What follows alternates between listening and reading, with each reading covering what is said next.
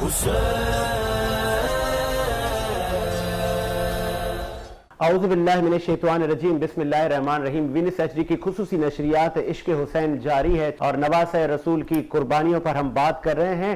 یہ قربانیاں دن بدن بڑھتی جا رہی ہیں اور عباس علمدار کی بھی قربانیاں بڑھی اور انہوں نے بھی غازی بھی ہوئے اور شہید بھی ہوئے اور وفا کا جو علم تھا وہ تھامے رکھا۔ ہم اس پہ بھی بات کریں گے کہ عباس نے بھی اپنے تمام وعدے پورے کیے اور نہ صرف آل محمد اور اپنے ہر رشتے کا مان رکھا اور دین اسلام پر قربان ہو گئے۔ نواسہ رسول امام حسین ڈٹے رہے، ہر آزمائش کا سامنا کرتے رہے اور ان کو پتا تھا کہ ان کو شہید کرنے والے، ان پر مظالم ڈھانے والے جہنم خرید چکے ہیں۔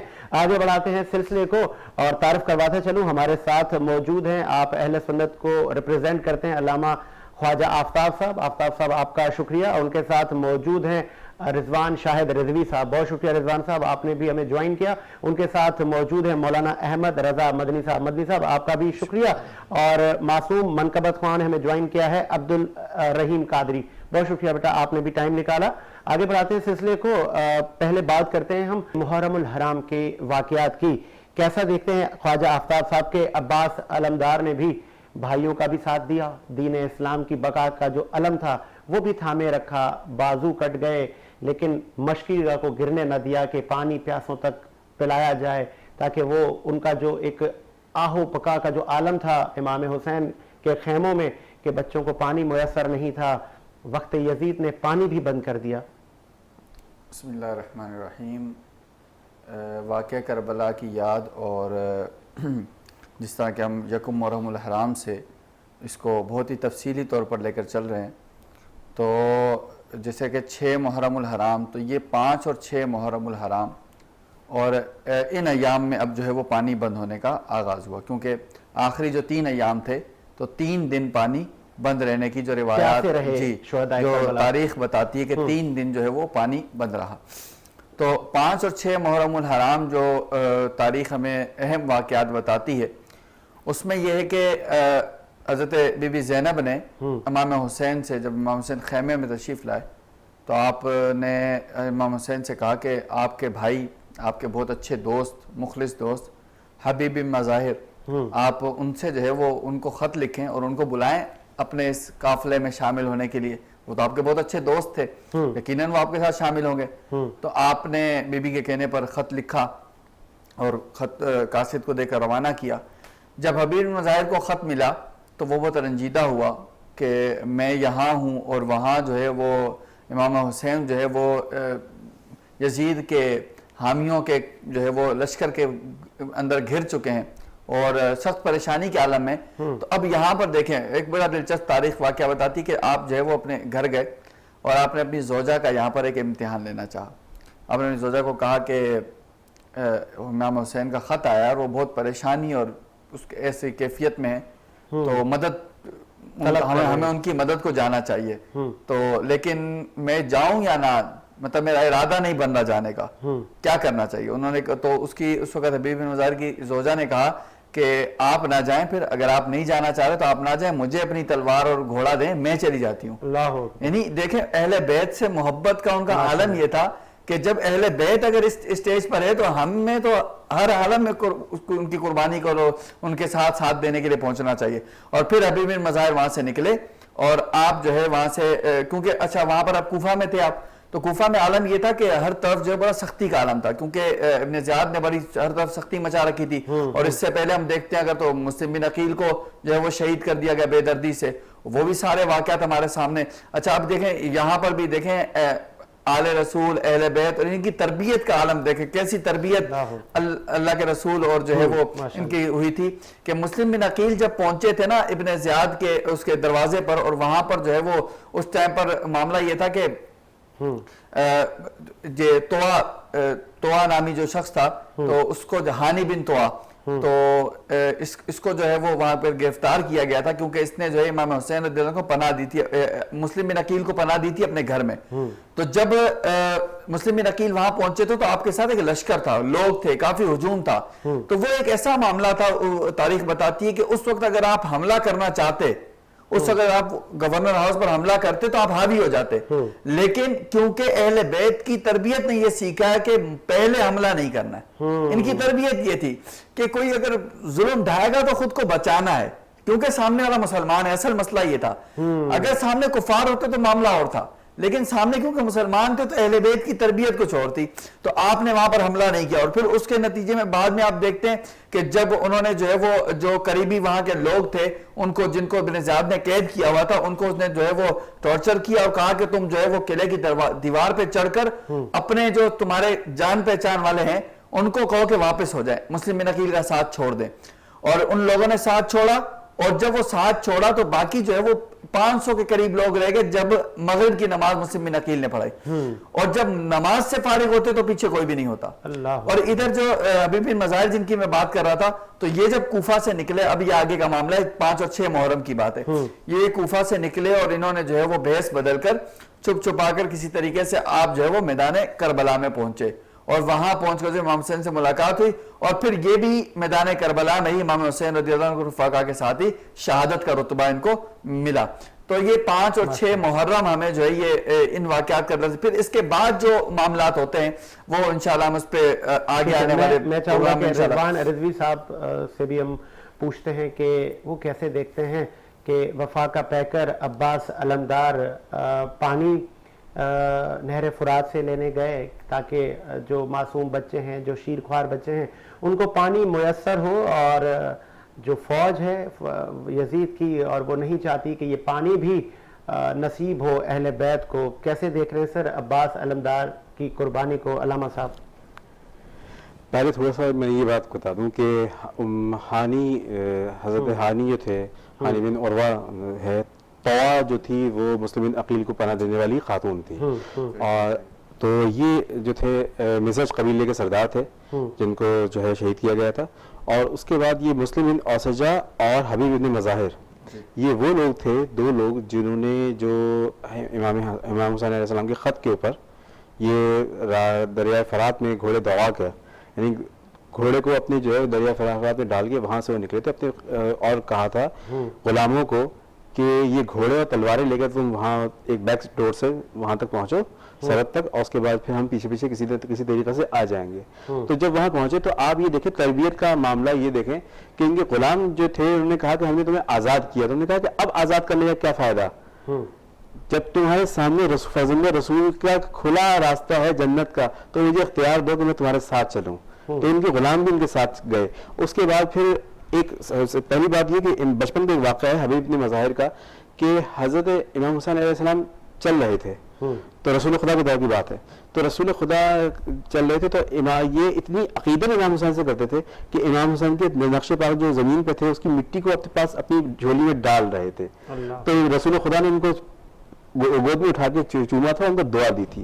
اب دوسری طرف جب آتے ہیں کہ جب امام نے خط لکھا تو اس میں ایک جملہ اتنا تعریفی جملہ ہے کہ اگر کوئی جو ہے وہ فرزند رسول کسی کے لیے یہ جملہ کہہ دے تو آپ سوچیں کہ اس کی عظمت کا کیا عالم ہوگا کہ اے فقیہ عرب,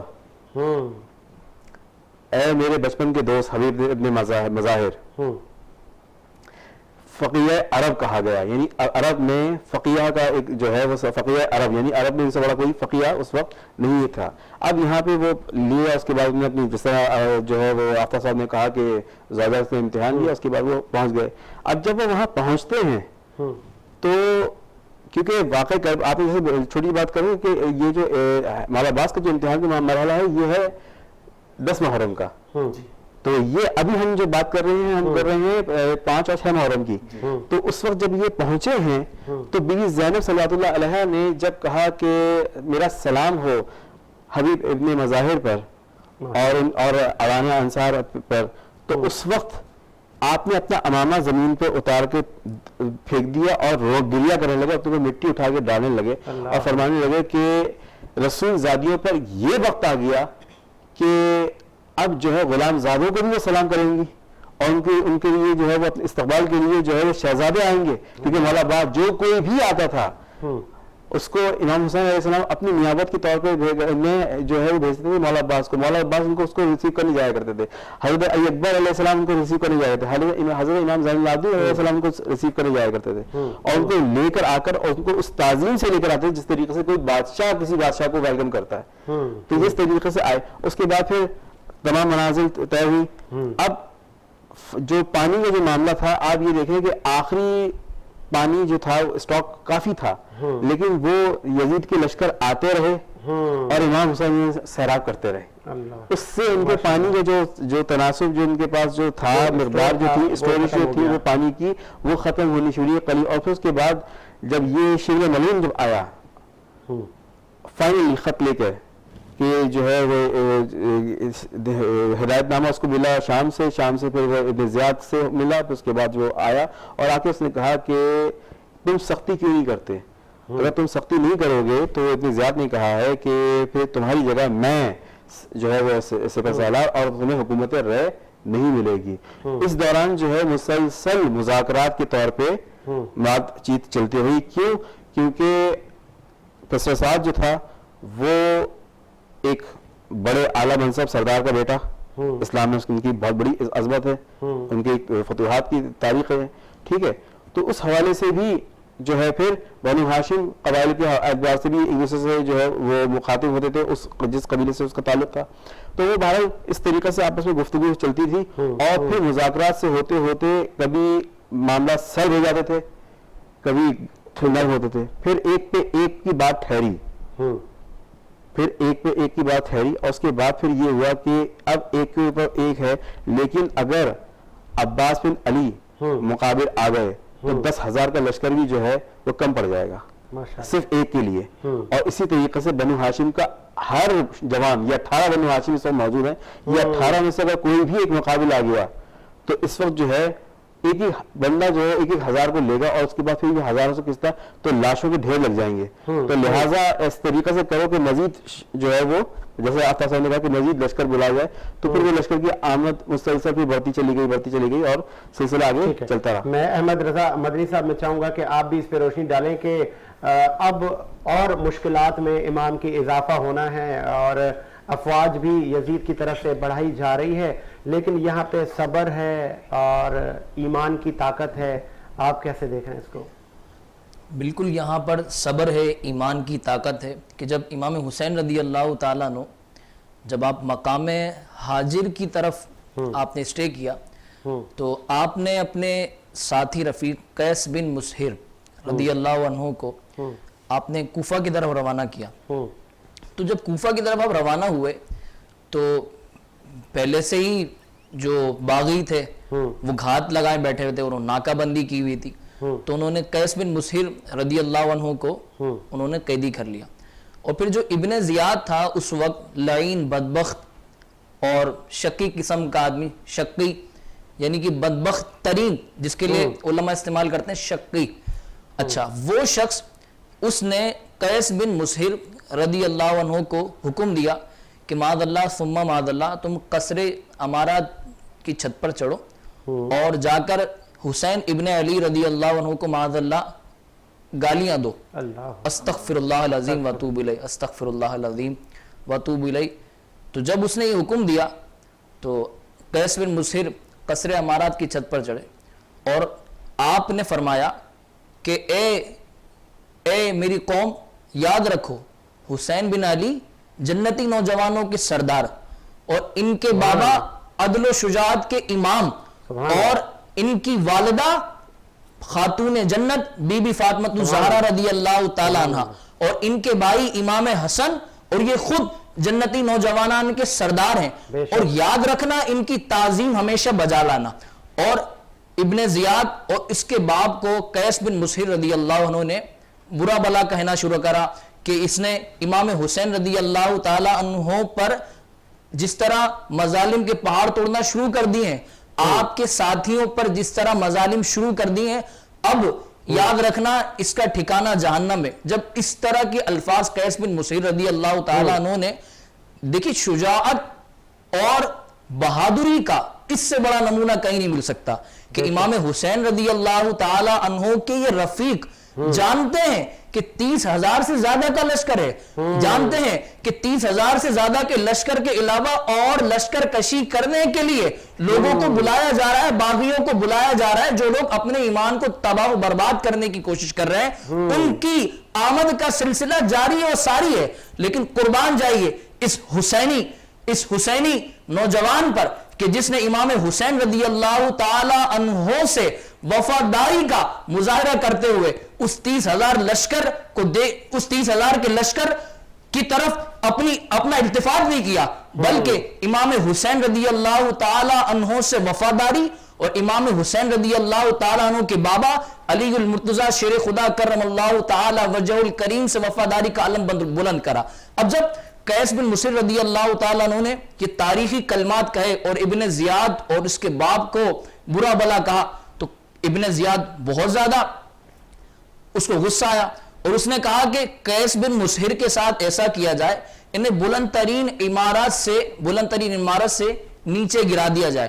اور قربان جائیے ناظرین, قربان جائیے, آج جو لوگ کہتے ہیں کہ امام حسین رضی اللہ تعالیٰ عنہ اور ان کے رفقا کے ساتھ اس طرح کے کوئی معاملات نہیں ہوئے, امام حسین رضی اللہ تعالیٰ عنہ اور آپ کے رفیقوں پر اور میدان کربلا میں شہید ہونے والے تمام مجاہدین پر جو تبرہ کرنے کی کوشش کرتے ہیں, یاد رکھیے اس سے بڑھ کر کیا قربانی ہوگی کہ جب قیس بن مصر رضی اللہ تعالیٰ عنہ کو بے دردی کے ساتھ شہید کیا گیا, قیس بن مصر رضی اللہ تعالیٰ عنہ کو اتنی بلند ترین عمارت سے جب نیچے گرایا گیا تو آپ کی ہڈیاں ٹوٹ گئیں اور آپ کے جسم, آپ کا مبارک جسم, قربان جائیے قیس بن مصر رضی اللہ تعالیٰ عنہ پر, کہ آپ کا جسم لہو لوہان ہو گیا.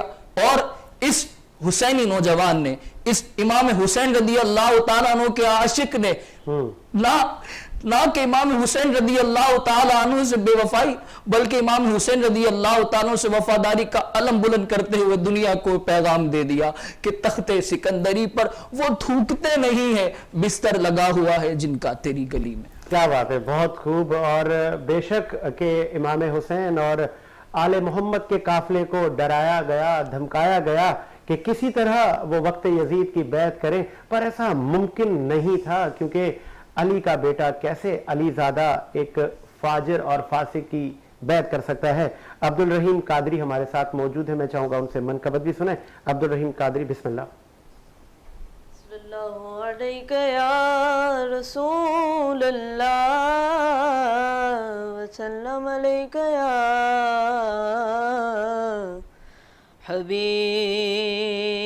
اللہ. کب میں کہتا ہوں مجھے یہ زمانہ دے گا, جو بھی دے گا وہ محمد کا گھرانہ دے گا, جو بھی دے گا وہ محمد کا گھرانہ دے گا. صلی اللہ علیہ یا رسول اللہ وسلم علیہ یا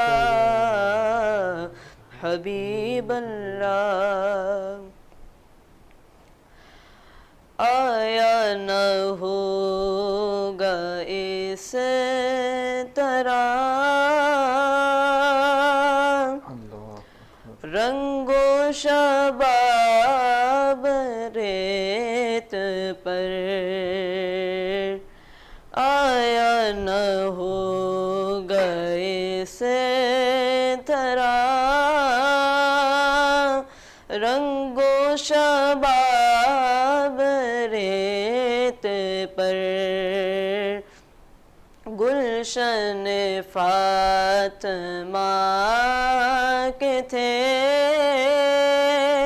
سارے گلاب ریت پر, گلشن فاطمہ کے تھے سارے گلاب ریت پر. جانے بطول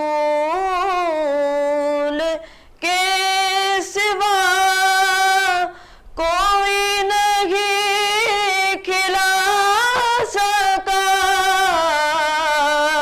جانے بطول کے سوا کوئی نہیں کھلا سکا، قطرہ آب کے بغیر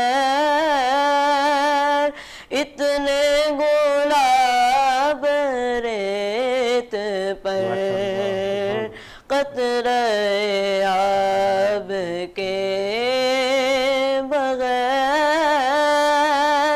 اتنے گلاب ریت پر، عشق میں کیا بچائیے، عشق میں کیا لٹائیے، عشق میں کیا بچائیے، عشق میں کیا لٹائیے، آل نبی نے لکھ دیا سارا نصاب ریت پر، آل نبی نے لکھ دیا سارا نصاب ریت پر، آل نبی کا کام تھا، آل نبی ہی کہہ گئے،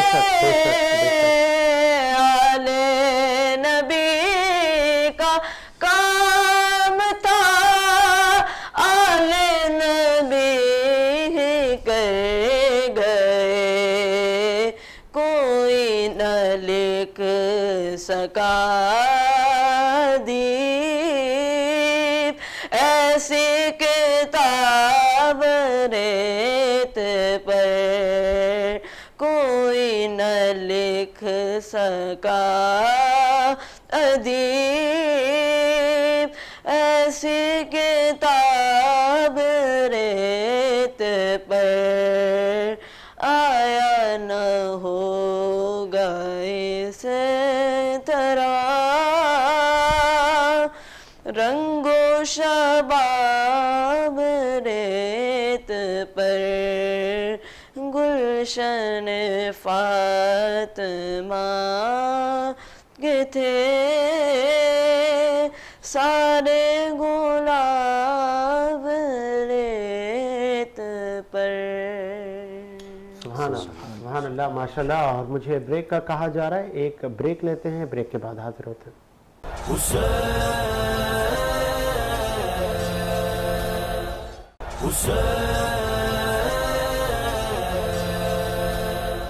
بریک کے بعد خوش آمدید۔ وینس ایچ ڈی کی خصوصی نشریات عشق حسین جاری ہے۔ 6 محرم الحرام بے نواسہ رسول پر کیا مظالم تھے اور کس طرح وہ ان کو فیس کر رہے تھے کہ وقت یزید فوج بڑھاتے جا رہے ہیں اور امام حسین کی آزمائش بھی بڑھتی جا رہی ہیں، اس پہ بھی ہم بات کر رہے ہیں۔ اور جو عوام الناس جو ہمارے وینس ایچ ڈی کے آفیشیل یوٹیوب چینل پر یا فیس بک کے آفیشیل پیج پر ہمیں کامنٹ سیکشن میں سوالات بھیجتے ہیں یا ہمیں لائیو کال کرتے ہیں، تو ہم ان کے سوالات بھی علماءوں کے آگے رکھتے ہیں تاکہ وہ ڈیٹیل میں ان کے جواب دے سکیں کہ کیسے ان تمام سوالات کا تاریخ اسلام پہ کیا ہے۔ ایک اور مجھے سوال موصول ہوا ہے، 10 محرم یا ایام محرم جب پہلی محرم سے سٹارٹ ہوتے ہیں تو بعض لوگوں کا یہ کہنا ہے کہ سر پہ تیل نہیں لگانا چاہیے، گھر کا چولہا نہیں جلانا چاہیے، سادگی اختیار کرنی چاہیے، اور کیا کیا ایسے معاملات ہیں کہ جو ہمیں بتائے جا رہے ہیں اور دین کیا کہتا ہے۔ یہ تو عوام الناس کے سوال تو ہمیں آ رہے ہیں کہ ہمیں کیا کس طرح محرم میں اپنی لائف کو گزارنا چاہیے اسی انداز سے، یا کیا کہ دین اسلام ہمیں بتاتا ہے کہ واقعی سادگی کرنی چاہیے اور آنکھوں میں کاجل نہیں ڈالنے چاہیے یا تیل اور یہ جتنی بھی چیزیں ہیں اس پہ میں روشنی چاہوں گا کہ ڈالی جا سکے. خواجہ آفتاب صاحب میں چاہوں گا پہلے آپ سے, گھر کا چولہا نہیں جلانا چاہیے پہلی محرم سے یا 10 محرم تک, یا پھر سادگی اختیار کرنی چاہیے؟ اس پہ میں چاہوں گا کہ عوام الناس کی روشنی آپ اس ٹاپک پہ ڈالیں.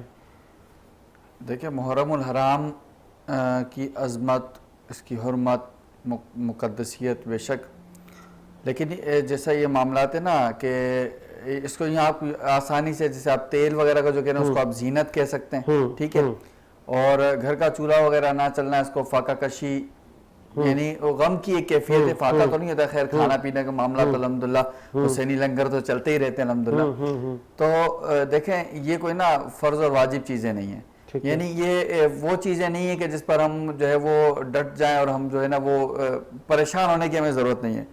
دیکھیں یہ ایک عام سا معاملہ ہے کہ آپ گھر پہ کھانا وغیرہ بھی پکا سکتے ہیں, ٹھیک ہے, آپ تیل وغیرہ کا استعمال ہر چیز اپنی اس کے مطابق آپ کر سکتے ہیں, اس میں آپ کوئی حرج والی بات نہیں ہے. صرف یہ ہے کہ اگر آپ سے ہو سکے تو محرم الحرام میں شہدائے کربلا کے لیے اپنے گھر میں احصال ثواب اور جو ہے وہ محافل کا اہتمام ضرور کریں. یہ ریکویسٹ پبلک سے, عام کوئی بھی ہے, اپنے گھر میں محافل کا اہتمام, اپنے گھر میں اس طرح کی چھوٹی چھوٹی تقاریب, اور جو ہے خصوصاً خاص طور پہ کوئی بھی اپنی حیثیت اور استطاعت کے مطابق کچھ بھی بنا کر اس کو تقسیم کریں لوگوں میں, تاکہ جو ہے وہ خانوادہ رسول کا جو ایک درس اور جو پیغام تھا کہ ایک دوسرے کے ساتھ حسن سلوک, اتفاق, اتحاد, محبت, بھائی چارہ, اس پیغام کو فروغ دیں. اصل چیز یہ کہ آپ اس پیغام کو فروغ دیتے ہوئے ان کی یاد کو تازہ کریں. اور ایک میسج جو میں نے پہلے بھی کچھ دن پہلے جو ہے اپنے پروگرام میں دیا تھا کہ میں بار بار یہی کہوں گا اپنے سامعین سے, ناظرین سے, کہ اپنے بچوں کو اس تاریخ کے بارے میں لازمی بتائیں. آنے والی ہماری جو نسلیں ہیں وہ جب جو ہے وہ ایسے لوگوں کو سنتی ہیں, ایسے لوگوں کو دیکھتی ہیں جو لوگ جو ہے اس واقعے کو معاذاللہ وہ کہتے ہیں کہ ایک بالکل جو ہے نا من گھڑت واقعہ, اور اس طرح کے جو لوگ کہنے کی کوشش کرتے ہیں, تو دیکھیں ہمارے بچے جب ایسی باتیں سنیں گے تذبذب کا شکار ہوں گے, اور کل آنے والے وقت میں پھر جو ہے وہ دیکھیں بیسیکلی پھر مقاصد کیا ہوں گے کہ وہ اسلام کے خلاف بات استعمال کی جائیں گے نا سارے ایجنڈے, نبی کے دین کو نقصان پہنچ سکتا ہے. کہ تو دین متین کی خدمات جو جن لوگوں نے دی, جن بزرگوں نے دی, ان کی خدمات کو, ان کی یاد کو تازہ رکھنے کے لیے اپنے بچوں کو وہ ہسٹری بتائیں, اپنے بچوں کو آپ خود ٹرین کریں اور ان کو وہ بتائیں کہ کس طرح سے امام حسین رضی اللہ تعالیٰ عنہ نے میدان کربلا میں جو اسلام کی سربلندی کے لیے کام کیے, آپ نے جو اسلام کے لیے اور دین اسلام کے علم کو بلند کرنے کے لیے آپ نے جو وہاں پر میدان کربلا میں جو آپ کی قربانیاں اور جو آپ کے درس تھے, جو آپ کے کلمات تھے اور جو آپ کے میسج تھے, وہ جو ہے ہم اپنے بچوں کو بتائیں گے تاکہ ہماری آنے والی جو نسلیں ہیں وہ حسینی نسلیں ہوں. میں بہت اچھی بات کی, آپ کو سوری انٹرپٹ کیا. ایک اور اس سے آگے ہم بڑھتے ہیں کہ ایام محرم میں نظر و نیاز کا سلسلہ بھی چلتا ہے. ویسے تو پاکستان میں پورا ہی سال اس طرح کے معاملات چلتے رہتے ہیں اور اس سرزمین پہ کوئی بھوکا نہیں سوتا. اچھا, نظر و نیاز, صدقات, پھر خیرات, کیا اس میں ڈیفرنس ہے؟ تمام چیزوں کا مقصد ایک ہی ہے. مقصد ایک ہی ہے کہ کسی کو احصال ثواب کرنا, ٹھیک ہے, اور جو کچھ بزرگ شخصیات ہیں جیسے رسول اللہ کی ذات, جو معصوم شخصیات ہیں, تو ان کے وسیلے سے اپنے لیے دعا کرنا, مین مقصد یہ ہوتا ہے. اور اپنے مرحومین, اچھا یہاں پر ایک سوال یہ بھی کلیئر کرتا چلوں, بعض احباب یہاں پر یہ بھی سوال کرتے ہیں, سوشل میڈیا پر پوچھا جاتا ہے کہ محرم الحرام میں کیا ہم صرف شہداء کربلا کو ہی احصال ثواب کر سکتے ہیں, صرف انہی کی نیاز دے سکتے ہیں, یا اپنے مرحومین کو بھی اس میں شامل کر سکتے ہیں؟ تو دیکھیں آپ جو ہے اس میں اپنے مرحومین کو بھی شامل کر سکتے ہیں, لیکن جو دعا کا طریقہ کار ہم نے پچھلے دنوں اس پہ ڈسکس کیا تھا کہ دعا کا طریقہ کار یہ کہ رسول اللہ سے آپ ابتدا لیں اور تمام اپنے مرحومین کو لازمی دعا میں یاد رکھیں. دیکھیں جتنے زیادہ لوگوں کو آپ دعا میں شامل کرتے جائیں گے نا, آپ کی دعا کا ثواب بڑھتا چلا جائے گا. آپ جتنے زیادہ لوگ, اور خاص طور پر یہاں پر ایک میسج یہ دینا چاہوں گا, اپنی جب اس محرم کے دنوں میں خاص طور پر جب دعا کریں تو دعا میں یہ بات لازمی شامل کریں کہ وہ مرحومین جن کا دعا کرنے والا کوئی نہیں, یہ درس ہے اہل بیت کا، ماشاءاللہ، اہل بیت اطہار کا یہ درس ہے کہ جس کا کوئی نہیں اس کے اہل بیت ہیں.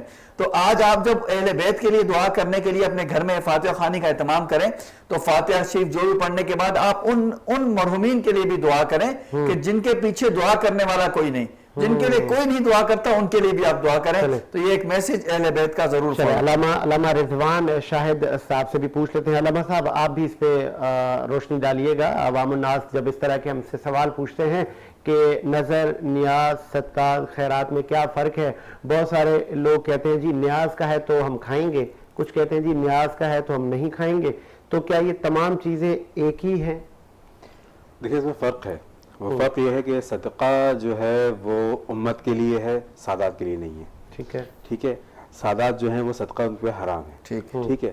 ہاں اس کنڈیشن میں کہ وہ فاقہ زدہ ہوں یا مالی طور پہ مستحکم نہیں ہوں، یعنی ان کے لیے کوئی وسائل نہ ہوں، تو اس وقت سید کا سید پہ صدقہ جائز ہے. ٹھیک ہے. اب اسی طریقے سے جو ہے نظر اور نیاز، دیکھیں نظر جو ہے وہ منت بھی ہوتی ہے اور نظر جو ہے وہ احتراماً بھی کی جاتی ہے. ٹھیک ہے. کسی کے حوالے سے کسی کو انسیت کے طور پہ یا احترام کے طور پہ، جیسے ایام اعزاں ہوئے ہیں، ایام اعزاں میں جو ہے عموماً جو ہے وہ کسی بھی مکتبہ فکر کی تفریق کے بغیر عموماً لوگ حلیم پکا کے جو ہے وہ بانٹتے ہیں. تو وہ ایک نسبت ہے کہ جی واقع کربلا کے میں جب آیا تھا تو اس وقت جو ہے جو پہلی غذا جو آئی تھی تو وہ دانیال جو آیا تھا، اس دانیال میں اس زمانے میں مکس کر کے وہ ایک بنا کر جس کو کہتے ہیں ہریسہ. ٹھیک ہے. وہ ہریسہ تھا. اس سے پہلے جو ہے جب 10 محرم والے دن جب آیا تھا تو اس وقت جو ہے وہ خشک وہ آئے تھے، جس میں جو قدیم جو تہذیب ملتی ہے وہ یہ ملتی ہے کہ بر صغیر کے اندر کے جو ہے یہ جسے ہم آج کل پاپ کارن کی طریقے سے کہتے ہیں، اس طریقے کے جو ہے وہ بتاشیا اور یہ سب چیزیں جو تھیں وہ خشک طریقے سے لوگ بنا کے تقسیم کیا کرتے تھے. تو وہ اناج ہوتا تھا. اب اسی طریقے سے آج بھی وہ طریقہ کار رائج ہے. اب ہمارے یہاں ایک چھوٹا سا معاملہ تھوڑا ڈفرینٹ ہے. وہ اس طریقے سے ڈفرینٹ ہو جاتا ہے کہ ایک حدیث ہے وہ یہ کہ ہم مجھ پہ اور میری آل پر ایک دفعہ درود بھیجو گے میں تمہیں 70 گنا ثواب دوں گا. ٹھیک ہے. تو یہ متفق علیہ چیز ہے. اب ہمارا طریقہ کار یہ ہوتا ہے کہ ہم اپنے تمام غم، خوشی، سب کچھ منسوب کرتے ہیں اہل بیت اطہار سے. اہل بیت اطہار کو ہم ہدیہ کرتے ہیں. تو آپ یہ سوچیں کہ اگر میں نے کسی ایک شخص کے لیے فاتحہ خوانی کی، میں نے ایک کے لیے کی، اس کا ثواب ہوا ایک دفعہ. ٹھیک ہے. جب میں اہل بیت اطہار کو کروں گا، ٹھیک ہے، تو اہل بیت اطہار میں جو ہے رسول خدا سے لے کر اور امام حسنین کریمین اور ان کی ذریت یعنی موجودہ جو دور میں جو سادات ہیں ان تمام تک وہ سلسلہ چلا آ رہا ہوتا ہے، جس کی جو ہے تصدیق کرتا ہے. بسم اللہ الرحمن الرحیم ان اللہ وملائکتہ یصلون علی النبی یا ایھا الذین آمنوا صلوا علیہ وسلموا تسلیما. ٹھیک ہے. یعنی درود کی جو ہے وہ سلسلہ چلا آ رہا ہے اور اس درود کے اندر ہر وہ شخص جو رسول خدا سے مربوط ہے یا رسول خدا سے اس کی جو ہے نسبت ہے، رسول خدا سے اس کا تعلق ہے، اس سب پر وہ درود آ رہا ہے. اب اگر میں رسول خدا کی آل کو بھیجوں گا یا رسول خدا کو بھیجوں گا یا ان سب پر بھیجوں گا تو آپ سوچیں مجھے ثواب کتنا جو ہے وہ زیادہ ملے گا. اب یہاں دوسری بات یہ آتی ہے کہ یہ چیز جو ہے وہ جائز ہے یا غلط ہے. دیکھیں ایک چھوٹی سی بات پہلے سوال کا تھوڑا سا یہاں پہ میں جواب دینا چاہتا ہوں کہ 10 محرم کو ہمارے یہاں طریقہ کار یہ ہوتا ہے کہ فاقہ کیا جاتا ہے. فجر کے بعد عصر تک فاقہ ہوتا ہے، کھانا پینا کچھ نہیں ہوتا. ٹھیک ہے. یہ ہوتا ہے. اور اس کے علاوہ دیگر تمام ایام میں سادگی کا کھانا اختیار کیا جاتا ہے. ٹھیک ہے. کھانا پکتا ہے، سادگی اختیار کی جاتی ہے. اس میں کچھ جگہ ایسا ہوتا ہے جیسے کربلا کے اندر یہ جو ہے روایتیں ملتی ہیں. کربلا کے اندر جو ہے وہ بنو ہاشم گوشت استعمال نہیں کرتے تھے. ایام اعزاء میں گوشت استعمال نہیں کرتے تھے کیونکہ گوشت جو ہے ایک مرغوب غذا ہے. تو ایسی سادہ غذا جس سے فقط آپ کا زندہ رہنا بہتر ہو، نہ کہ آپ جو ہے اس کو مزے لے کے کھائیں. پھر لیکن یہ اہل بیت اطہار کا ایک سلسلہ ہے یہ ہے کہ دسترخوان کہ ان کے نام پر جتنا دسترخوان بچتا ہے دنیا میں کسی کے نام پہ اتنا دسترخوان نہیں بچتا. کسی کے نام پہ بھی آپ یہ دیکھ لیں گے پورے پاکستان کا بجٹ ایک طرف اور 10 محرم میں جو یہ تبرکات کا بجٹ ہے وہ ایک طرف ہوتا ہے. ٹھیک ہے, اور اس میں کسی ایک مکتب فکر کی جو ہے وہ سلسلہ نہیں ہوتا کہ یہ اس نے دیا یہ اس نے دیا, سب کے سب اس میں کہتے ہیں کیونکہ حسین سب کے ہیں, بالکل سب کے حسین ہیں. آگے بڑھاتے ہیں. مدنی صاحب آپ بھی میں چاہوں گا کہ اس پہ روشنی ڈالیں. مولانا احمد رضا مدنی صاحب کے نیاز, نظر, خیرات, صدقات, اس طرح کی جتنی بھی چیزیں ہیں, اور کچھ لوگوں کو ایک سوسائٹی میں یہ بھی ہے کہ جی نیاز کا ہوگا تو ہم کھائیں گے, خیرات کا ہوگا تو ہم کھائیں گے, سوری نیاز کا ہوگا تو نہیں کھائیں گے. تو نعمت تو اللہ پاک کی ہے, تو اس پہ کیا آپ دین کیا کہتا ہے؟ حضور جان عالم صلی اللہ تعالیٰ علیہ وآلہ وسلم کی حدیث مبارکہ اس موضوع پر, خیر الناسی من ینفع الناس, تم میں سے بہترین وہ ہے جو لوگوں کو نفع پہنچائے. اب دیکھیں نفع پہنچانا بھلے صدقے کے ذریعے ہو, نیاز کے ذریعے ہو, یا خیرات یا دیگر معاملات کے ذریعے ہو, نفع پہنچانا حضور علیہ السلام کی حدیث مبارکہ سے ثابت ہوتا ہے کہ نفع پہنچانے والا بہترین انسان ہے. اب یہاں رہی بات, جیسا کہ آغا رضوان صاحب نے اپنا موقف پیش کیا کہ سادات کو زکوٰۃ, سادات کو صدقہ دے سکتے ہیں, سوری سادات کو صدقہ دے سکتے ہیں جب ان پر کوئی کڑا وقت آئے. تو جہاں تک رہی بات, تو ہمارے بزرگان دین نے یہ فرمایا کہ سادات کو بھی زکوٰۃ یا صدقے والے معاملات نہیں کر سکتے. اس کی وجہ یہ کہ یاد رکھیے گا کہ سادات کرام جن کی خدمت کرنا ہمارے لیے باعث عزت, باعث شرف اور باعث عظمت ہے, ان سادات کرام کی ہم خدمت کریں گے, نہ کہ دیکھیں صدقہ کرنا, صدقہ جو ہے مستحق کو کیا جاتا ہے, ہم سادات کو مستحق سمجھ کر نہیں بلکہ سادات کی خدمت اس وجہ سے کریں گے کہ ان سے برکتیں لیں. رہی بات یہ, اور جس طرح کہ آپ نے اس بات کی طرف توجہ دلائی, نہایت اہم ایشو پر آپ نے توجہ دلائی کہ اس 10 محرم کے دن یا محرم کے ایام میں یہ کیا جاتا ہے کہ بھائی کھانا نہیں پکے گا گھر میں, اور جو ہے نا توا الٹا نہیں ہوگا یا سیدھا نہیں ہوگا, اس طرح کے لوگ کانسیپٹ پیش کرتے ہیں. پہلی بات تو یہ کہ انہیں امام حسین رضی اللہ تعالیٰ عنہ اور آپ کے دیگر رفقا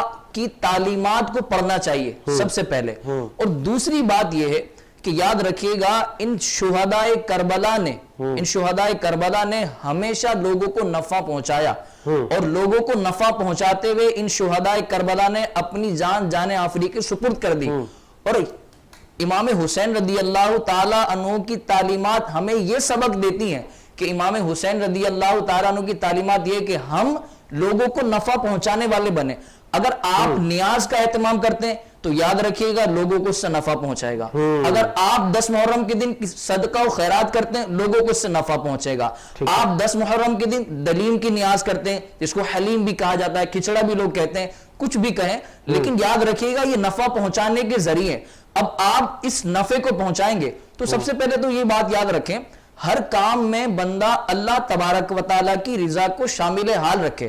اب یہ بات سوچیں کہ اگر آپ کسی کو صدقہ دیں گے تو بھی لوگوں کو نفع پہنچانے والے, اور اس حوالے سے یہ نیت اپنے ذہن میں مستحضر رکھیں کہ میں اللہ کی رضا کے لیے, اور جو شہدائے کربلا جنہوں نے لوگوں کو نفع پہنچایا, پھر نفع پہنچانے کے ساتھ ساتھ انہوں نے حضور جان عالم صلی اللہ تعالیٰ علیہ وآلہ وسلم کی سخاوت جو بہترین صفت ہے اس کے علم کو بلند کیا, تو اس صفت کو بھی ہمیں اپنانا اور سنت نبوی پر عمل کرنا ہے.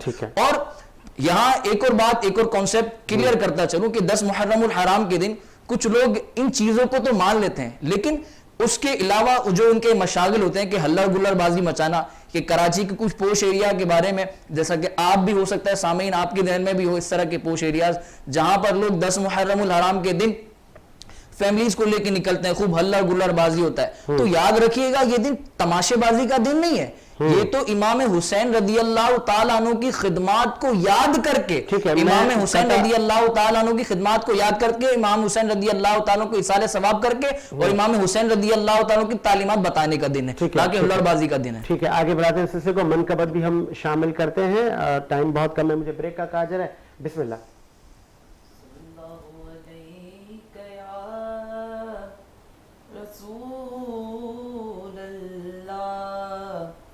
وسلم علیک یا حبیب اللہ. میرا بادشاہ حسین ہے, میرا بادشاہ حسین ہے، ہاں حسین ہے، ہاں حسین ہے، میرا بادشاہ حسین ہے، میرا بادشاہ حسین ہے۔ خدا کے دی کنا خدا، خدا کے دی کنا خدا، ہر ابتدا کی ابتدا، کرم کی انتہا حسین ہے، کرم کی انتہا حسین ہے، ہاں حسین ہے، ہاں حسین ہے، میرا بادشاہ حسین ہے، میرا بادشاہ حسین ہے۔ یہ بات کس قدر ہنسی، ہاں یہ بات کس قدر ہنسی، جو کہہ گئے معین الدین کہ دین کی پناہ حسین ہے، کہ دین کی پناہ حسین ہے، ہاں حسین ہے، ہاں حسین ہے، میرا بادشاہ حسین ہے، میرا بادشاہ حسین ہے۔ کرے جو کوئی غم سری، کسی کی کیا مجال ہے، جہاں میں غیر لحاظ سے حسین بے مثال ہے۔ یہ ہو چکا ہے فیصلہ، یہ ہو چکا ہے فیصلہ، نہ کوئی دوسرا خدا، نہ کوئی دوسرا حسین ہے، ہاں حسین ہے، ہاں حسین ہے، میرا بادشاہ حسین ہے، میرا بادشاہ حسین ہے۔ قضا کے بعد پھر مجھے نئی حیات مل گئی، عذاب سے فشار سے مجھے نجات مل گئی۔ سوال جب کیا گیا، سوال جب کیا گیا کہ کون تیرا رہنما، تو میں نے کہہ دیا حسین ہے، ہاں حسین ہے، ہاں حسین ہے، میرا بادشاہ حسین ہے، میرا بادشاہ حسین ہے۔ سبحان اللہ، سبحان اللہ، ماشاءاللہ۔ اور ایک بریک لیتے ہیں، بریک کے بعد حاضر ہوتے ہیں۔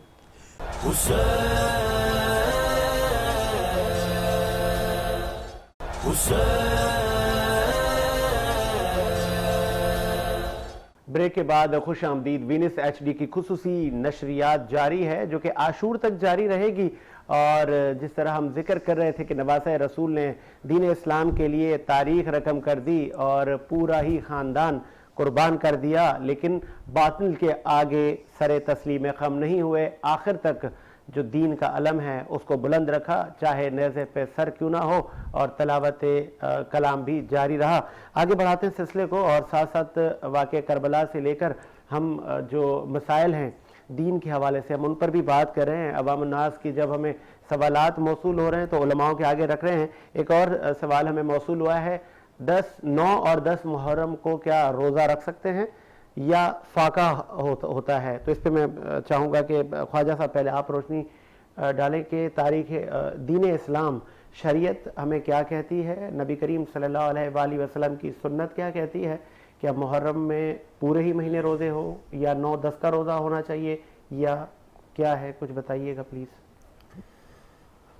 نفلی روزوں کا اہتمام یہ سارا ہی سال، کیونکہ روزہ ایک ایسی عبادت ہے کہ یہ صرف اس امت پر نہیں، اس سے پہلے ہم سے پہلے والی جو امتیں تھیں ان پر بھی روزوں کے معاملے میں جو ہے وہ حکم نامے جاری کیے گئے تھے، اور اگر روزے کی ابتدا ہم دیکھتے ہیں تو اس میں بھی ہمیں یہ سب ملتا ہے کہ جس طرح سے روزے کی ابتدا ہو کہ لوگوں کے ساتھ وہ شیئرنگ تھی کہ ایک دوسرے کا خیال کرنے کے حوالے سے۔ خیر وہ تفصیلی واقعہ ہم اپنے موضوع پر آتے ہیں۔ محرم الحرام میں نفلی روزے رکھے جاتے ہیں، وہ آپ 10 دن کے مکمل روزے بھی رکھ سکتے ہیں اگر آپ کو اللہ نے اتنی طاقت دی ہے اور آپ آسانی سے روزہ رکھ سکتے ہیں۔ اور یہاں پر ایک شرعی مسئلہ بھی بیان کرتا چلوں کہ اگر کوئی شخص جو ہے کہیں پر ملازم ہے، جاب کرتا ہے اور اسے پتہ ہے کہ اگر میں روزہ رکھ کے جاب کروں گا، کام کاج کروں گا تو میں اس طرح چستی سے کام کاج نہیں کر سکوں گا جیسے میں عام روٹین میں کرتا ہوں، تو ایسی صورت میں نفلی روزہ رکھنا اس ملازم کے لیے جائز نہیں ہوتا۔ ہاں فرض روزہ جو ہوتا ہے وہ تو رکھنا ہی رکھنا ہے، وہ لازم ہے۔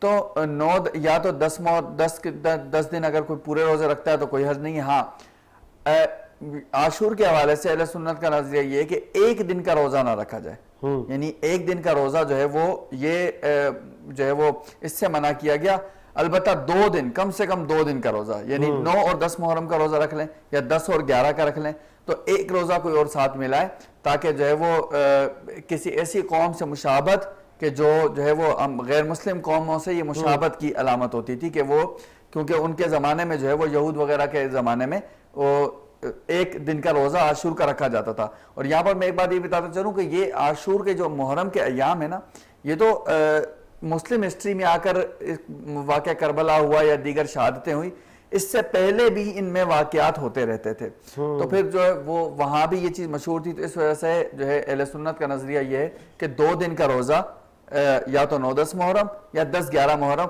فاقے سے بہتر ہے۔ اگر آپ فاقہ کرتے ہیں تو فاقہ کرنے سے بہتر ہے کہ آپ نفلی روزہ رکھ رہے ہیں، اور اس نفلی روزے کا ثواب جو ہے اس کو اصال ثواب کریں، حسنین کریمین، ان کے رفقا، تمام شہداء کربلا۔ آگے بڑھاتے ہیں سلسلے کو، ایک اور سوال ہمیں موصول ہوا ہے کہ ایام محرم میں، مطلب محرم پہلی محرم سے لے کے محرم الحرام کے پورے مہینے میں کیا شادیاں کی جا سکتی ہیں، نکاح کیے جا سکتے ہیں؟ جو کہ عام رواج ہے کہ ہر نوجوان کہتا ہے کہ جی میں نے بڑی شادی کرنی ہے، بڑا ولیمہ کرنا ہے۔ اس پہ میں چاہوں گا کہ علماء سے ہم روشنی ڈلوائیں کہ دین اسلام کیا کہتا ہے۔ احمد رضا مدنی صاحب، محرم الحرام میں شادی کیسی؟ دیکھیں محرم الحرام جیسا کہ واقعی عظمت والا مہینہ ہے، حرمت والا مہینہ ہے، اور اس مہینے میں امام حسین رضی اللہ تعالیٰ عنہ کی شہادت ہوئی، جو کہ ایک جو بڑا سانحہ ہے۔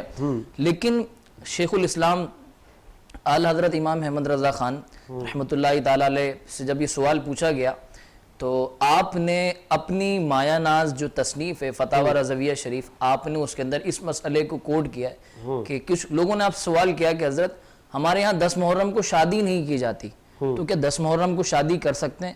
تو شیخ الاسلام اعلی حضرت امام احمد رضا خان صاحب رحمۃ اللہ تعالیٰ علیہ نے یہ صراحت کے ساتھ لکھا کہ 10 محرم الحرام کو شادی کرنا جائز ہے، اور اسی طرح انہوں نے اس بات کی بھی وضاحت کی کہ 10 محرم الحرام یا اس کے علاوہ 10 محرم الحرام کے علاوہ محرم الحرام کے تمام ایام اور سارہ سال شادی کبھی بھی کی جا سکتی، کسی وقت بھی کی جا سکتی ہے۔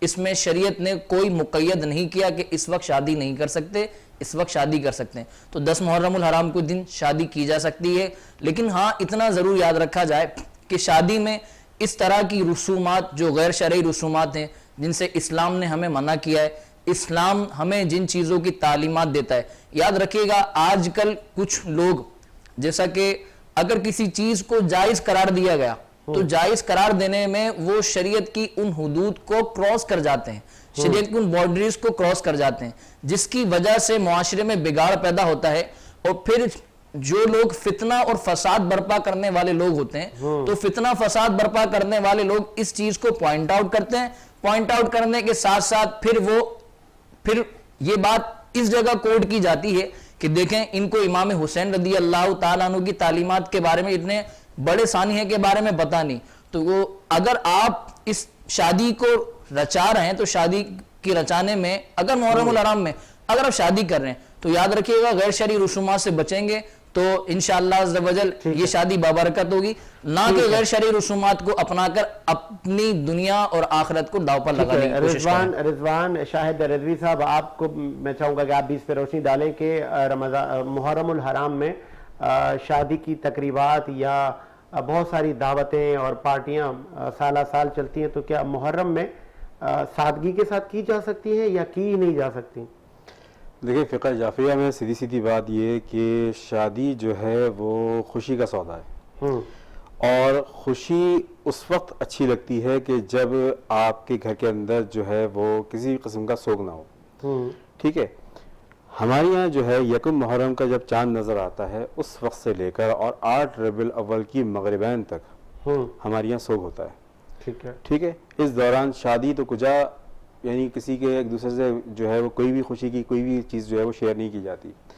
شرعی طور پر جو ہے وہ احترام جو ہے وہ یہ ہے کہ اگر کسی کے یہاں کوئی شادی، اگر کوئی حادثاتی طور پہ، جیسے مثال کے طور پہ کوئی ایسا معاملہ کہ جیسے خدا نخواستہ کسی کا زندگی اور موت کے معاملات چل رہے ہیں، یا جنگ کی حالت ہے، یا اس طریقے کا کوئی معاملہ ہے کہ کسی کو محرم، اب ایک لڑکی ہے اس کو محرم کی ضرورت ہے، کوئی سب اس کے نامحرم ہیں.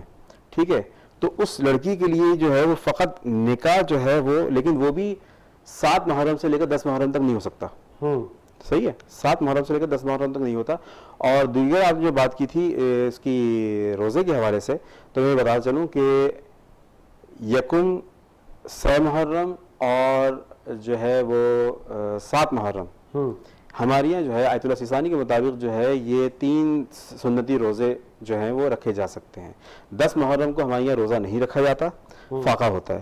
ٹھیک ہے. کیونکہ اہل بیت نے جو ہے وہ جو عاشور جو ہے وہ فاقہ کشی کی تھی، تو اس کے لیے اس وجہ سے وہ روزہ نہیں ہوتا. اور دوسری بات یہ کہ کچھ تاریخ میں ایسے حقائق بھی ہیں کہ کچھ لوگوں نے خوشی منائی تھی، اور یزید کی جو ہے وہ جنگ کے اوپر جب یہ بات کی تھی کہ اگر یہ جیت گیا تو ہم منتین روزے رکھیں گے. صحیح ہے. تو انہوں نے روزے سے تھے وہ لوگ.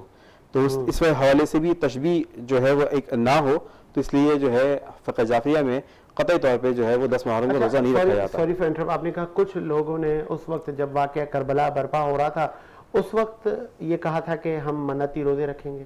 جی اس کو تھوڑا سا ایلیبریٹ کیجیے گا. دیکھیں، یہ روایتیں کچھ ملتی ہیں کہ یزید کے خاندوادے سے کچھ خواتین ایسی تھیں کہ جس میں جو ہے وہ اس کی زوجہ ہند وہ شامل نہیں تھی. کچھ اور خواتین کے حوالے سے ملتا ہے، کچھ اور لوگوں کے حوالے سے ملتا ہے کہ انہوں نے یہ قصداً منت مانی تھی کہ اگر امام حسین کو شکست ہو جاتی ہے نعوذ باللہ اس طریقے سے جو ہمیں خبر ملے گی، تو ہم جو ہیں وہ روزے کی ابتدا آج سے کرتے ہیں، اور اس کے بعد جو ہے جب ہم کامیاب ہوں گے تو اس کے بعد مزید اس کے نفل انہوں نے منت مانی تھی.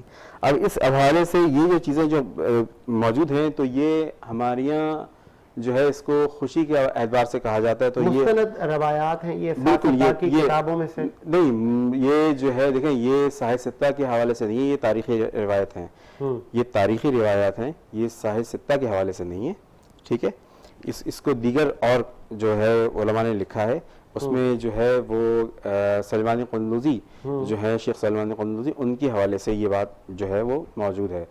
دوسری بات یہ کہ یہ جو کہا جاتا ہے کہ آج کل کے طور پہ کچھ قبائل ایسے ہیں، کچھ لوگ ایسے ہیں، میں آن ایئر یہ بات کہہ رہا ہوں کہ قصداً 10 محرم کو شادی کرتے ہیں اور دھوم دھڑکے کے ساتھ کرتے ہیں.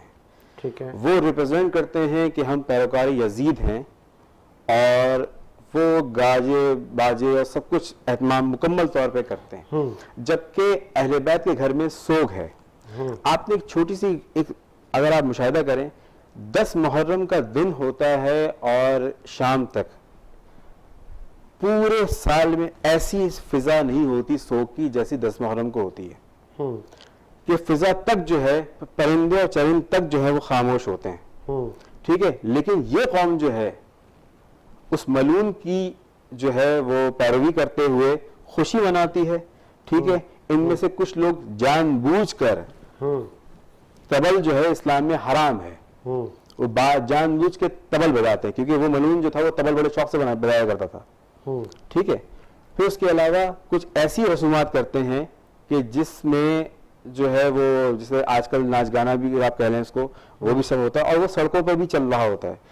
ایک طرف امت مسلمہ تعزیے، علم، جلوس، سوگ، مجلس، ماتم، پوری امت مسلمہ ہر اعتبار سے، کوئی جو ہے وہ نعت رسول مقبول کا سلسلہ کرتا ہے، کوئی جو ہے وہ سوگ کے حوالے سے جو ہے وہ نیاز کرتا ہے، کوئی مجالس کا اہتمام کرتا ہے. یعنی ہر کوئی اپنی اپنی عقیدت جو ہے وہ اپنی اپنی استعداد کے مطابق امام حسین علیہ السلام کو ہدیہ کر رہا ہوتا ہے. ٹھیک ہے. اور دوسری جو یہ قوم ہے یہ دکھا رہے ہوتے ہیں کہ جس طریقے سے یزید ملعون تھا ہم بھی جو ہیں اس کے پیروکار ہیں اور ہم اسلام کی شکل کو بگاڑ کے اپنے آپ کو ملعون ثابت کر رہے ہیں. ٹھیک ہے آگے بڑھتے ہیں. خواجہ صاحب جی میں چاہوں گا آپ اس پہ ضرور روشنی ڈالیں. میں یہاں پر صرف ایک ماشاءاللہ ٹاپک جو تھا ہمارا جو سوال تھے اس پر حضرات نے ماشاءاللہ اچھی رہنمائی کر دی. میں یہاں پر ایک چیز ایڈ کرنا چاہوں گا مزید خصوصاً اس سال کے حوالے سے. اس سال کیونکہ جیسے ہمارا جو محرم کے ایام ہیں تو اس میں 14 اگست کا جو سیلیبریشن ہے ہماری وہ بھی جو ہے وہ انہی ایام میں ہے. ایسا ہی ہے. تو یہاں ایک میں اپنے اس ملت کے نوجوانوں کو ایک ہدایت کرنا چاہوں گا. یہ عرض ہے کہ جس طرح کہ ہمارے ہاں ہر سال ہوتا ہے اگرچہ ایسا نہیں ہونا چاہیے کہ ہمارے ہاں ایک ہلا گلا اور ہلڑ بازی اور ہم پتہ نہیں کیا کیا کرتے ہیں اس 14 اگست کے نام پر. حالانکہ یہ بھی جو 14 اگست کا جو ہماری پاکستان حاصل کرنا اس کے پیچھے بھی جو قربانیاں ہیں جو خون ریزیاں ہوئی جو قربانیاں دی گئی اور قربانیاں دے کر ہم نے ملک حاصل کیا اور ان سارے بزرگوں کی قربانیوں کو ہم باجوں میں پھونک دیتے ہیں. تو اس سال کیونکہ اب محرم کا مہینہ بھی ہے اور یہ ایام بھی ہیں تو خدا را اس سال کم سے کم جو ہے اس چیزوں سے گریز کریں کہ بازاروں میں نکلنا اور بازاری جو ہے وہ لشکر کشی اور جو عجیب طریقے کے جو ماحول ہوتے ہیں اس طرح کا کوئی بھی ماحول برپا نہ کیا جائے وگرنہ پھر جو ہے بہت سارے معاملات ہمارے ملکی طور پہ بھی حالات خراب ہو سکتے ہیں. اور ویسے بھی ادب کا تقاضا یہی ہے کہ امام حسین رضی اللہ تعالیٰ کی شہادت پر اس بار غور کیا جائے. اور جو ہمارے بعض ادارے ہیں بعض اسکول کالج یونیورسٹیوں والے ہیں وہ بھی پروگرام کا انعقاد کرتے ہیں. میں چاہوں گا اس پہ بھی روشنی ڈالیں. جو علامہ رضوان صاحب نے ایک پوائنٹ ریز کیا کہ بعض لوگ جان بوجھ کر 9-10 محرم کو شادیوں کی ڈیٹ فکس کرتے ہیں اور پھر اسی جوہو جلال اور اسی اہتمام سے ڈھول تڑکے اور جس طرح عام دنوں میں شادیاں ہوتی ہیں تو کیا وہ صحیح کرتے ہیں؟ دیکھیں اگر ایسا کوئی کرتا ہے تو بہت غلط کرتا ہے. ویسے عرف عام میں دیکھا تو نہیں جاتا لیکن رضوان شاہد صاحب کی کوئی ریسرچ ہوگی انہوں نے مطلب دیکھا ہوگا اور جو ایسا کرتا ہے تو بالکل غلط کرتا ہے. مطلب ایسا بالکل بھی نہیں کرنا چاہیے. اور یہ جو ڈھول ڈھمکے وغیرہ نا یہ تو شریعت مطالعہ کے جو تمام اصولیین ہیں انہوں نے لکھا یہ تو ویسے ہی جائز نہیں. یعنی آپ محرم کا مہینہ نہ بھی ہو تب بھی آپ کو اس قدر اجازت نہیں ہے. ہاں مخصوص اجازات ہیں لیکن وہ بھی جیسے رمضان کا مہینہ نہیں ہے اور عام مطلب آپ کو بہت ساری چیزوں کا خیال کرتے ہوئے اپنے وہ معاملات اور وہ مخصوص سی اجازات جو ہیں. لیکن محرم الحرام کے مہینے میں اگر ایسا معاملہ ہے تو نکاح کی حد تک جیسے احمد رضا صاحب نے کہا کہ نکاح کی حد تک کسی حد تک جائز ہے کہ بھائی سیکھ اگر آپ صرف نکاح کرنا چاہتے ہیں جو سنت ہے اور جو صحابہ کا طریقہ تھا کہ آپ نکاح کرتے ہیں اور نکاح اور ولیمہ یہ دو چیزیں. اچھا یہاں پر یہ بھی ہم کلیئر کرتے ہیں نا شادی جو ہے جو شریعت کی شادی ہے وہ یہ نکاح اور ولیمہ یہ دو چیزیں. اس کے علاوہ جو غیر شرعی جتنی رسومات یہ پاک و ہند میں زیادہ تر پاک و ہند میں جو یہ ہماری پیدا کی ہوئی ہیں سب یہ بعد کی پیدا کی ہوئی ہیں. اصل رسومات دو نکاح اور ولیمہ اور وہ بھی سادگی سے. اور یہاں پر ایک میسج ہے آج آپ دیکھتے ہیں نا کہ ہمارے ملک پاکستان میں بے شمار تقریباً ہر دوسرے گھر کا یہ مسئلہ ہے بچوں کے رشتے نہیں ہو رہے بچیوں کے رشتے نہیں آ رہے بچیاں عمر کراس کرتی چلی جا رہی ہیں لیکن رشتے نہیں ہو رہے. اس کی وجہ کیا ہے 2 وجوہات ہیں. لڑکے والوں کی طرف سے وجہ یہ ہے کہ انہوں نے 5 سے 8 لاکھ روپے خرچ کرنا ہے تب شادی ہوگی. لڑکی والوں کی طرف سے جو وجہ آتی ہے وہ یہ کہ ان کے پاس جب تک 8 سے 10 لاکھ روپے جہیز کے لیے نہیں ہے شادی نہیں کر سکتے. تو یہ 2 چیزیں ہم ختم کر دیں گے نا ہمارے لیے بڑے رستے آسان ہو جائیں. بہت رستے آسان. مختصر سا جہیز لے لیں آپ راضی ہو جائیں ایگری ہو جائیں بھائی آپ کو جو گھر میں ہے نا بس دے دیں ٹھیک ہے. گھر کے کپڑوں میں رخصت کر دیں ہم قبول کر لیں گے. دیکھیں جو لڑکا شادی کر رہا ہے تو یقیناً اس کے گھر میں کچن تو چل رہا ہوگا نا الماریاں بھی ہوں گی کپڑے رکھنے کی جگہ بھی ہوگی زندگی اس کی ویسے ہی چل رہی ہے. اگر ایک خاتون آ جائے گی تو ایک خاتون کے آنے کے لیے اتنا سارا فرنیچر اور یہ ضروریات زندگی کی ساری چیزیں وہ اس کے خاندان سے لی جائیں تو یہ مناسب طریقہ نہیں ہے. اور اس کی وجہ سے بہت سے لوگ شادیوں کے حوالے سے بہت پریشان ہیں. غریب لوگ ہیں باپ 8-10 لاکھ روپے قرضہ لیتا ہے ایک بیٹی کی شادی کرتا ہے اور پھر 8 سال لگاتا ہے دوسری بیٹی کی شادی کے لیے پیسہ جمع کرنے میں. اس غریب باپ سے پوچھے کہ اس پہ کیا گزرتی ہے. اور اسی طرح لڑکوں کے بارے سے بھی معاملہ ہے یہ اتنا خرچہ کریں گے تب شادی ہوگی. وہ اپنی اس کو مختصر کر لیں. اور یہاں پر ایک اگر ہم ایسا کر لیں ٹھیک ہے اگر ہم نے خرچہ کرنا ہے ہم بہت ہوتا ہے نا کہ ہم تو لڑکے والے ہم تو دھوم دھام سے شادی کریں گے. آپ ایک کام کریں یہی سارا پیسہ آپ اپنے ہاتھ سے اپنی زوجہ کا جہیز لیں یہ مطلب آپ یہ میسج پھیلا دیں, آپ یہ اس پہ عمل کر لیں, خود سے آپ شادی ہو ضرورت کے جائے, مطابق شادی آپ ہو خود جائے, کر دیں. شادی کے بعد اگلے دن آپ اپنی زوجہ کو لیں, مارکیٹ جائیں, جتنا پیسہ آپ نے خرچ کرنا ہے نا, اس میں کوئی شریعت پہ پابند نہیں کرتی آپ کو, ٹھیک ہے. آپ اس کا جہیز اس کی مرضی کے مطابق اپنے پیسے سے خریدیں. یہ میسج اگر ہم اپنے قوم کو دینا شروع کر دیں تو یہ پہنچ گیا میسج حج صاحب, یہ میسج ہمارے پورے پاکستان بلکہ دنیا میں جہاں جہاں وینس ایچ ڈی کی نشریات دیکھی جا رہی ہے وہاں تک یہ میسج پہنچ گیا. بلال رضا قادری سے ہم درخواست کریں گے کہ وہ ہمیں نعت یا منقبت سنائیں. بسم اللہ. اعوذ باللہ من الشیطان الرجیم, بسم اللہ الرحمن الرحیم.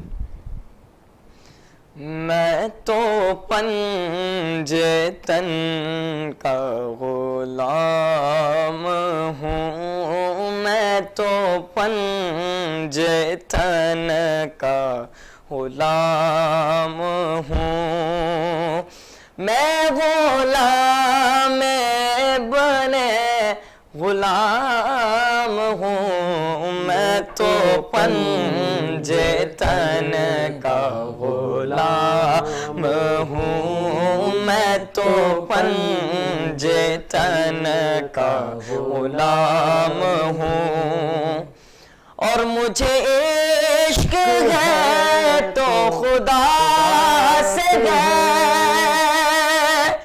مجھے عشق ہے تو رسول سے, یہ کرم ہے زہرا بطول کا میرے منہ سے آئے, مہک صدا جو میں نام لوں تیرا جھوم کے, میں تو پنجے تن کا غلام ہوں, میں تو پنجے تن کا غلام ہوں, اور مجھے عشق ہے تو سارے چمن سے ہے, مجھے عشق ان کے وطن سے ہے, مجھے عشق ان کی گلی سے ہے, اور مجھے عشق ہے تو علی سے ہے, مجھے عشق ہے تو حسن سے ہے, مجھے عشق ہے تو حسن سے ہے, مجھے عشق ہے تو زمن سے ہے, مجھے عشق شاہ چمن سے ہے, میں تو پنجے تن کا غلام ہوں, میں تو پنجے تن کا غلام ہوں, میں غلام بنے غلام ہوں, میں تو پنجے تن کا غلام ہوں, اور ہوا کیسے تن سے وہ سے جدا,